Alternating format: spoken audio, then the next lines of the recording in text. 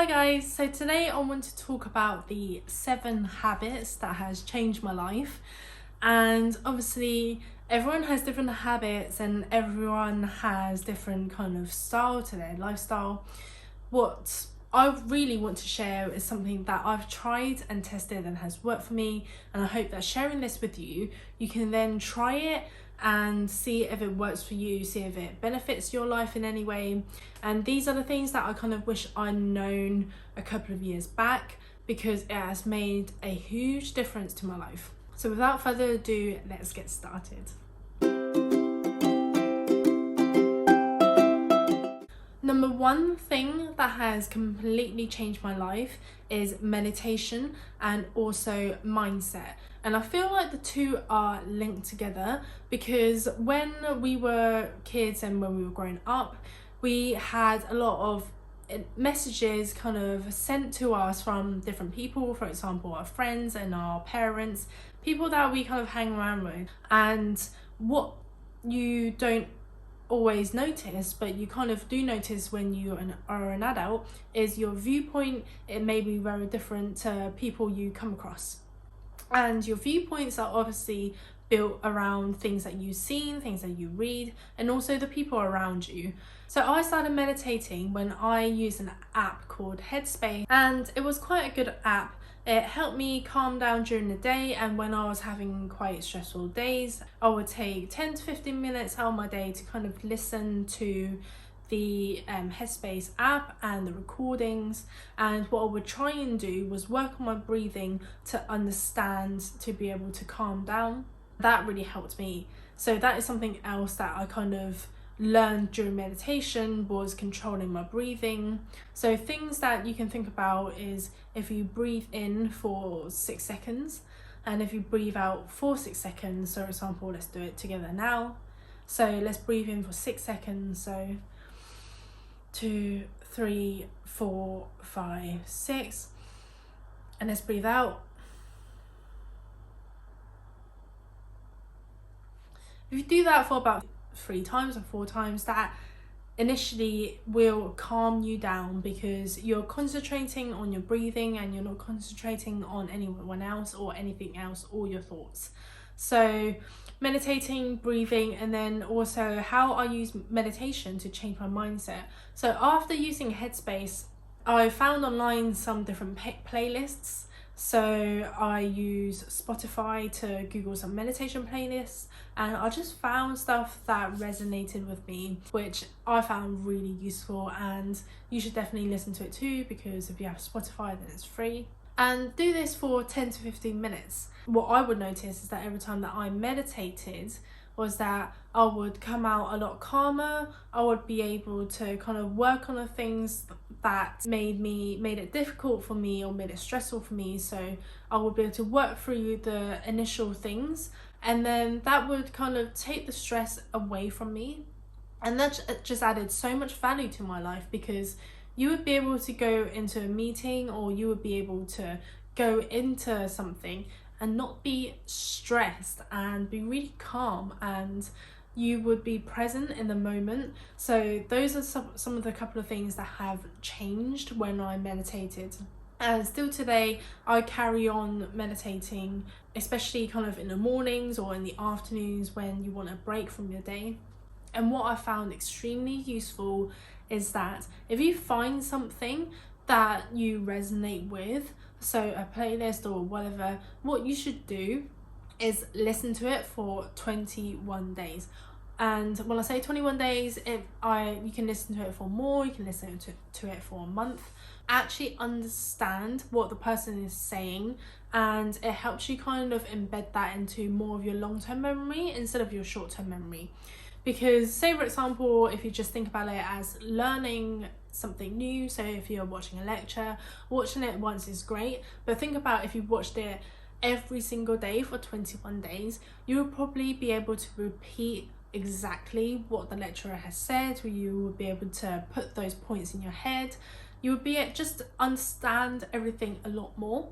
And another thing is, I think what people don't understand about meditation is that they try to use meditation to change things, but no, meditation is actually staying present and being comfortable with exactly what you're thinking and how your brain is. So for example, if you are stressed or if you're thinking about something, meditation helps you just be comfortable with that.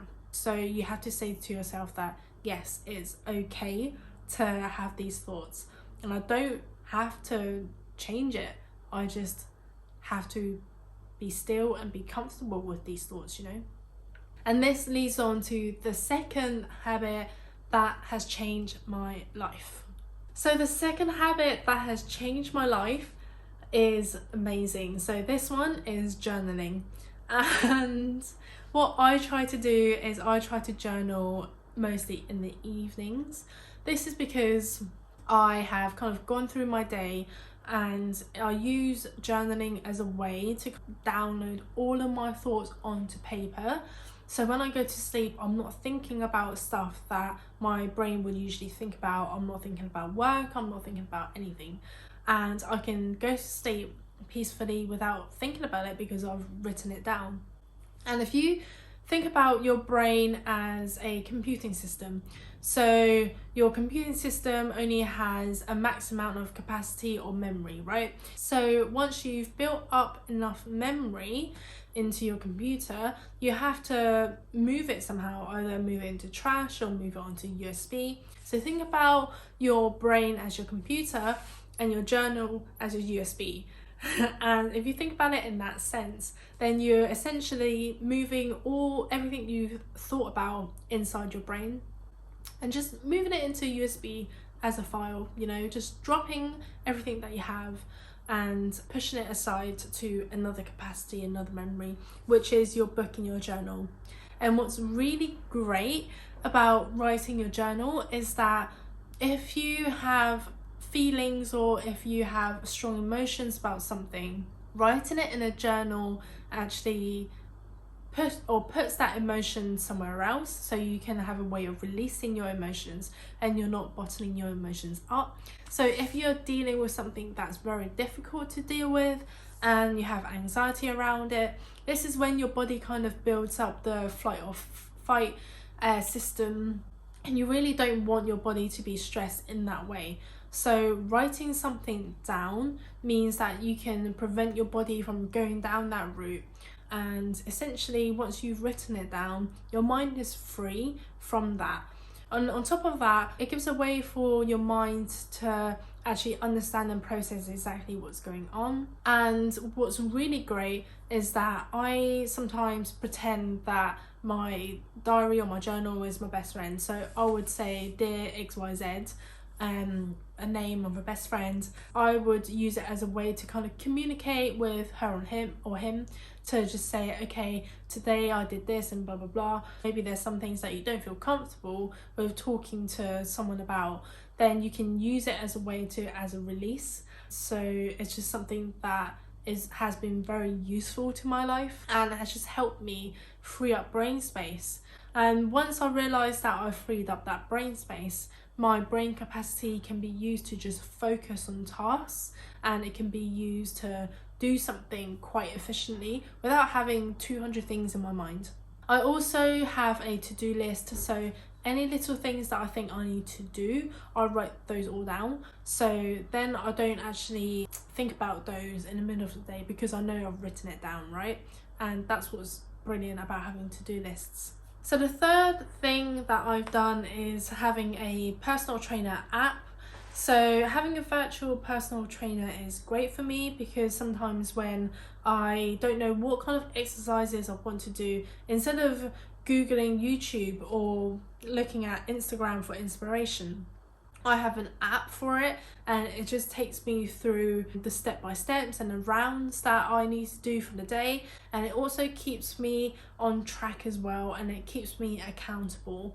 So it's very good if you invest in something like that, because you can see your progress and you're not then on platforms where you can be distracted. So for example, if you go on Instagram, you can be distracted by other accounts and what other people are doing, and sometimes you may be in an environment where you may not have enough internet access or whatever. So having a personal training app specific for what you're wanting to do has been a game changer. And also it just makes it very user friendly as well. It takes away the barrier to exercising on a regular basis, and you can, in the personal trainer app, which the one that I use, has also a community of people that you can interact with. So if you have any issues or if you have any doubts, surround yourself with people who are going through the similar process as you and wanting the same goals. So you can share your process, and also you can speak to other people and don't feel so lonely about it. So yeah, definitely game changer. Invest in a personal trainer app, and I'm sure there are ones that are free. It's so cheap and it's just means so much. So I pay about £5 per month, and if you think about it, that is probably what you pay for a drink nowadays. People pay extortionate amounts for clothing, for shoes and handbags, whatever, and they don't even need it. Taking that money, which you know you can afford, to put in something that's useful for you, your body and your health. Essentially, improving your health can improve so many other areas of your life. Yeah, it has been so great for me as a habit. So that is something I definitely would recommend. So number 4 again is getting a mentor. So a mentor has been something that has been really useful for me. So if I have a goal that I want to reach, I look out for someone who has already reached that goal, whether it is someone that I know or someone that I may know, and just getting them to make myself accountable for the things that it may be difficult for me to do. It's what I found really useful is for them to have regular check-ins with me, to be able to speak to someone about something and just not feel so lonely about the path that you're going on, because you may think, okay, I'm trying to do XYZ, and there's no one in my friends network that is trying to do the same thing. So you may feel really lonely, and without having peers around you that is going through the same journey, it's very difficult for you to kind of go through that journey as well, which is why it's great when you were at school, when you were at college or university, that you were surrounded by people who were going through the same thing. You know, you had your peers or your group or your course mates to be able to speak to about learning something or doing something. When you come out of university and when you go into a workplace, you meet different people of different ages. The goals that you want to achieve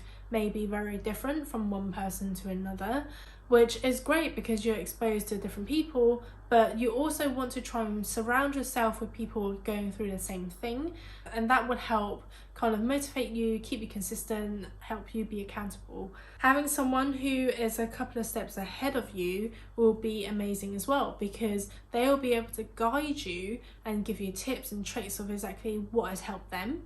And even better, if they're mentoring other people, then they're obviously learning from other people in what works, and they can apply that knowledge to you. So that's what's so brilliant about having a mentor or a coach, is that they can share the knowledge of what people have done and what has made them successful or what hasn't been so successful, and they can share that with you. So that's tip number 4, getting a mentor or a coach. Tip number 5, which I wish I would have known about this years ago, but one of my best friends, she has asked me, you know, one day, Cindy, what are your goals? And I was there thinking, I want this. So, okay, do you do goal planning? What is that?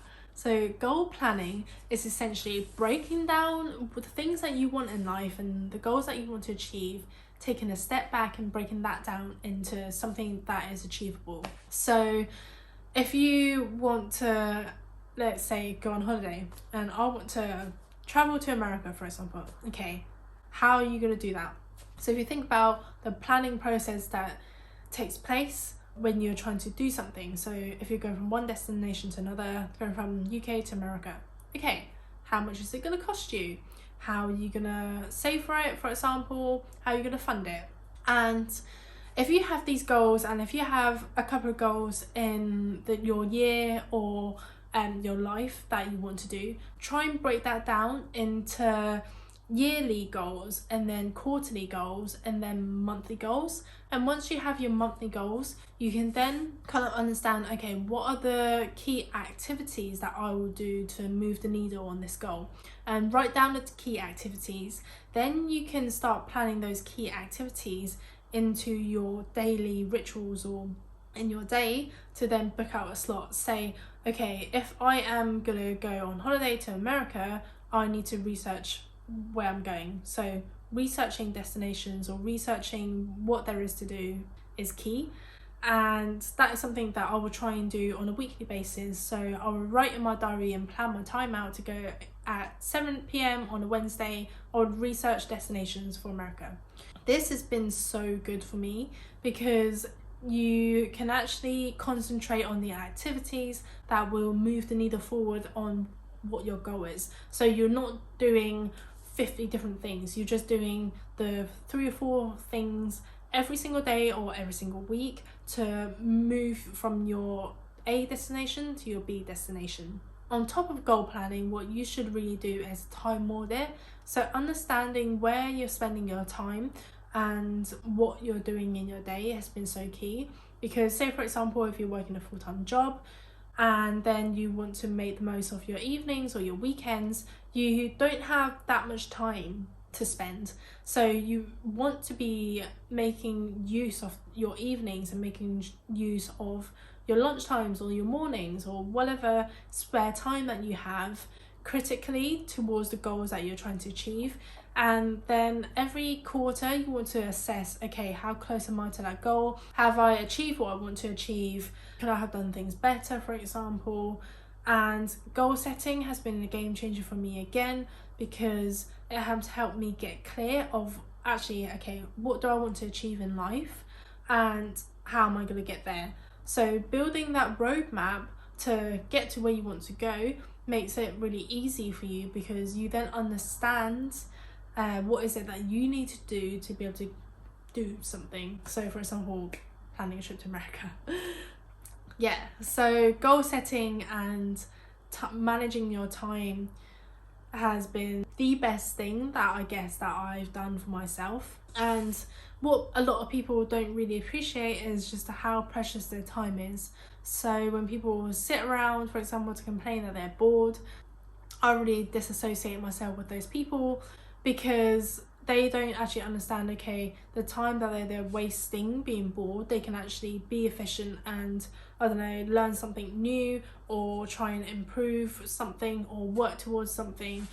That's what I find really fascinating, is that people would do anything for money, but they wouldn't protect their time. So one of the things about protecting your time is actually saying no to things. This leads on to my next habit, my 6th habit, is cutting out spending time on your phone and cutting out spending time on social media. So that's kind of a double barrier again, right? Cutting out spending time on my phone. What I would do if I want to concentrate on something is I would literally just turn my phone off. Sometimes you think, okay, your phone is out of reach, and that's fine. It isn't, because you will still probably go and reach for your phone and look through something. And to put things into perspective, every time that we get distracted, it takes us about 20 minutes again to go back into concentrating on whatever that we're doing. So this is what makes it very difficult for people to concentrate, because they are looking at their phones and whatever it is that they're getting, and for example social media, they're getting a lot of dopamine, and that affects the brain and how the brain works. So every time you get a hit of dopamine, your brain kind of gets used to receiving that, and your brain then seeks for more dopamine. And what taking breaks from your phone and what taking breaks from social media does is it resets the clock, or resets the amount of dopamine that your brain needs to kind of feel happy or feel good about yourself. Taking a break from your phone and your social media is so essential, because it helps your body and your mind reset, and also it just helps you to be more productive.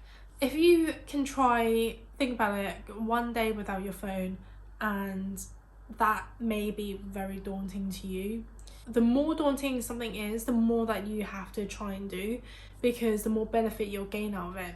Yeah, definitely find a day, if it's a Saturday or Sunday or whatever, turn off your phone, okay? And yeah, just see how that goes, because that will do so much wonder for your mind and your body, and also people that you're spending time with. So every time that I'm spending time with my family or spending time with my friends, I tend to just turn my phone off or not look at my phone, or limit the times that I'm looking at my phone, because if you're distracted doing that, then you're not actually present, being there and making a real connection with someone. That again has been a habit that I've built into my daily life, which I've found brilliant. Another hack is to turn off all your notifications.